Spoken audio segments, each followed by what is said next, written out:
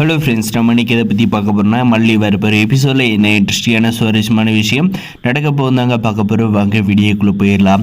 நம்முடைய மல்லி பார்த்திங்கன்னா ஜாப்புக்காக வெயிட் பண்ணிகிட்டு இருக்காங்க. அந்த ஜாப் எப்படியாவது கிடைச்சேன்னா வெண்பாவோட பிரச்சனை நம்மளோட பிரச்சனை தீர்ந்துடும் அப்படின்றதுக்காக ரொம்பவுமே ஆர்வமாக வெயிட் பண்ணிட்டு இருக்க நம்முடைய மல்லிக்கு பார்த்திங்கன்னா அந்த இடத்துல தாங்க ஒரு ஆபத்து இருக்குது.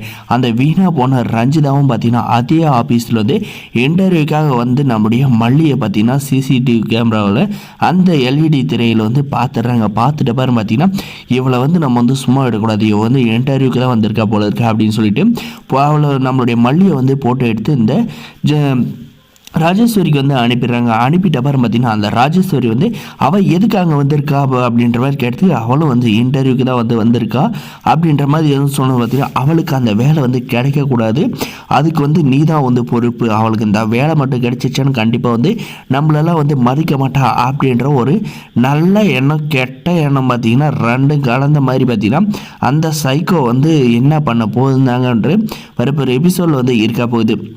இந்த ரெண்டு சைக்கிளும் சேர்ந்து நம்முடைய மல்லிக்கு வேலை கிடைக்கக்கூடாது பண்ணுறதுக்கு நிறையவே வாய்ப்பு இருக்குங்க. ஆனால் பார்த்தீங்கன்னா அதெல்லாம் தாண்டி நம்முடைய மல்லிக்கு எப்படி அந்த வேலை கிடைக்க போகுதுன்றதாங்க இருக்குது.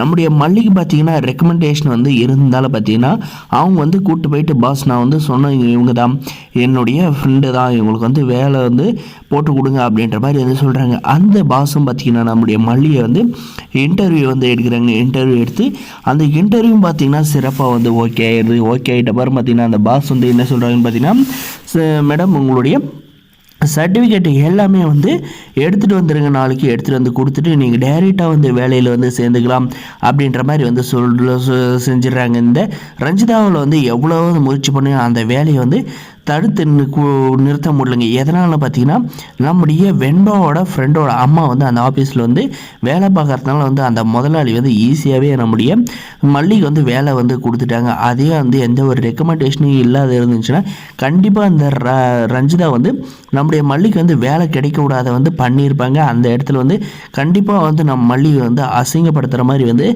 பேசியிருப்பாங்க. ஆனால் அந்த ஆஃபீஸில் ஆள் இருக்கிறதுனால நம்முடைய மல்லியை எதுவுமே இந்த ரஞ்சிதாவில் பண்ண முடியுதுங்க. அதுக்கப்புறம் பார்த்தீங்கன்னா ராஜேஸ்வரிக்கு கால் பண்ணி இப்படி தான் ராஜிமா நான் அவளுக்கு வேலை கிடைக்கக்கூடாது அப்படின்ற மாதிரி முயற்சி பண்ண, ஆனால் இந்த ஆஃபீஸ்லேயே அவளுக்கு ரெக்கமெண்டேஷன் இருந்தாலும் ஈஸியாக அந்த வேலை கிடைச்சிருச்சு, என்ன பண்ணுறது பேர் ஏச்சித்தி அப்படின்ற மாதிரி கேட்குற பார்த்தீங்கன்னா அந்த ராஜேஸ்வரி நீ உன்னை நம்மளத்துக்கு நல்லா வச்சு செஞ்சுட்டல, இனிமேல் நானே களத்தில் இறங்குறேன், அந்த மல்லிக்கு வேலை கிடைச்சிருச்சு இல்லை, அதை வச்சு எப்படி கேம் ப்ளே பண்ணுறன்றத பொறுத்து பாரு, நீ வீட்டுக்கு கிளம்பிவா அப்படின்ற மாதிரி சொல்கிறாங்க. இந்த ராஜேஸ்வரி பார்த்தீங்கன்னா நல்லாவே நம்முடைய விஜய்கிட்ட பற்ற வைக்கிறதுக்காக நேரம் பார்த்துட்டு இருக்காங்க. அந்த நேரம் வசமாக நம்முடைய விஜயை பார்த்தீங்கன்னா ஆஃபீஸ்லேருந்து வந்ததும் பார்த்தீங்கன்னா அவர் டென்ஷனாக இருக்கிறப்ப பார்த்தீங்கன்னா இந்த விஷயத்தை ஓப்பன் பண்ணதும் பார்த்தீங்கன்னா நம்முடைய விஜய் மல்லி மேல் பயங்கரமாக கோவப்பட போகிறாங்க. இந்த கோவம் நியாயமானது தான் பரவாயில்ல,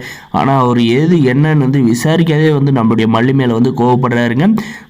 நம்முடைய மல்லி மேலே எந்த ஒரு தப்புன்றதை நம்ம வெண்பா சொல்லி நம்முடைய விஜய் புரிஞ்சுக்கிட்டு நம்முடைய மல்லிக்கிட்ட மன்னிப்பு கேட்பாரு அப்படின்னு நினைக்கிறேன். இந்த வீடியோக்கு லைக் பண்ணி மறக்காது நம்ம சேனல் சப்ஸ்கிரைப் பண்ணாதான் மறக்காது சப்ஸ்கிரைப் பண்ணி